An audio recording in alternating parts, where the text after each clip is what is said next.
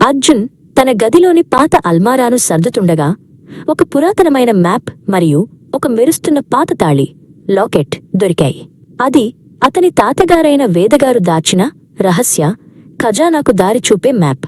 అర్జున్, ఈ తాళి కేవలం నగ కాదు, ఇది అడవి గుండెను తెరిచే తాళం. నిజమైన ఖజానా బంగారం కాదు, అంతకంటే విలువైనది అని తాతగారు గతంలో చెప్పిన మాటలు అతనికి గుర్తొచ్చాయి. మరుసటి రోజు ఉదయాన్నే అర్జున్ దట్టమైన అరణ్యం అంచుకు చేరుకున్నాడు. ఆకాశాన్ని అంటేలా ఉన్న ఎత్తైన చెట్లు, వింతైన శబ్దాలతో ఆ అడవి అతనికి స్వాగతం పలికింది. అర్జున్ తన వీపున సంచి తగిలించుకుని తాతయ్య ఇచ్చిన మ్యాప్ను గట్టిగా పట్టుకుని ధైర్యంగా అడవిలోకి అడుగుపెట్టాడు. సూర్యకిరణాలు ఆకుల మధ్య నుండి భూమిపై వింత ఆకృతులను గీస్తున్నాయి. అడవిలోకి కొంచెం దూరం వెళ్లగానే అర్జున్కు ఒక వింతైన పక్షి కనిపించింది. దాని పేరు కికి. అది నీలం మరియు పసుపు రంగు ఈకలతో మెరుస్తోంది. ఈ దారిలో వెతకాల్సింది బంగారాన్ని కాదు, దారిని చూపే జ్ఞానాన్ని అని కికి పలికింది. అర్జున్ ఆశ్చర్యపోయాడు, కాని తన ప్రయాణంలో కికిని సహాయకారిగా మార్చుకున్నాడు.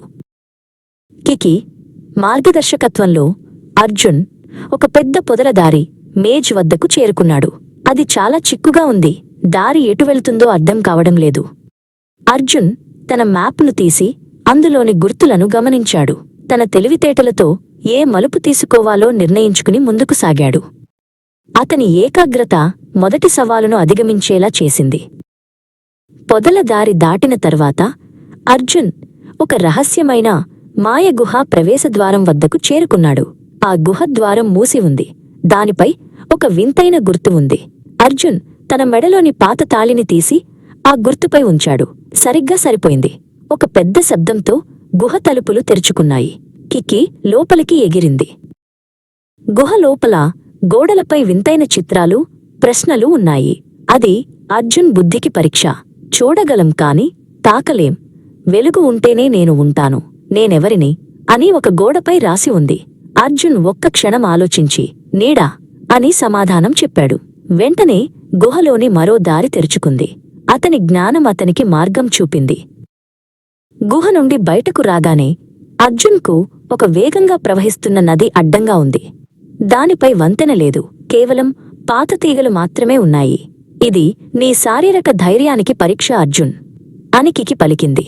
అర్జున్ భయపడకుండా తాతయ్య చెప్పినట్లు శ్వాస పీల్చుకుని ఆ తీగలను పట్టుకుని జాగ్రత్తగా నదిని దాటాడు.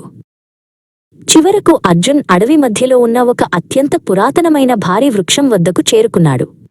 ఆ చెట్టు మొదట్లో వేళ్ల మధ్య ఒక అందమైన రాతిపెట్టె ఉంది.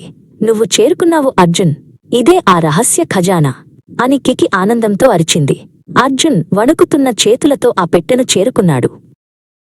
అర్జున్ ఆ పెట్టెను తెరవగా అందులో బంగారం నాణేలు లేవు. బదులుగా కొన్ని అరుదైన వృక్షాల విత్తనాలు మరియు ఒక పాత కాగితం ఉన్నాయి. దానిపై నిజమైన ఖజానా ప్రకృతిని రక్షించడంలో మరియు నీవు ప్రయాణంలో నేర్చుకున్న జ్ఞానంలో ఉంది అని తాతగారి చేతిరాతతో రాసి ఉంది. అర్జున్ కళ్లలో ఆనంద బాష్పాలు తిరిగాయి. అర్జున్ ఆ విత్తనాలను తీసుకుని తన గ్రామానికి తిరిగి వచ్చాడు. తన తాతగారైన వేదగారిని కలిసి తన సాహసయాత్ర గురించి, తాను నేర్చుకున్న పాఠాల గురించి చెప్పాడు. వారిద్దరూ కలిసి ఆ విత్తనాలను నాటారు.